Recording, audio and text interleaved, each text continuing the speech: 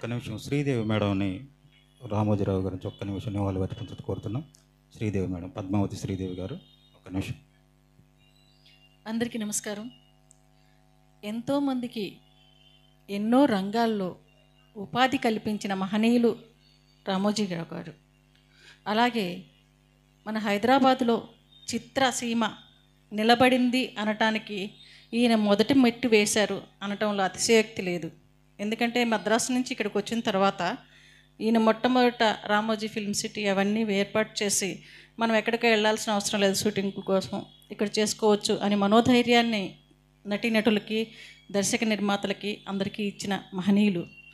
వీరిని ఎంత పొగిడినా కూడా తక్కువే.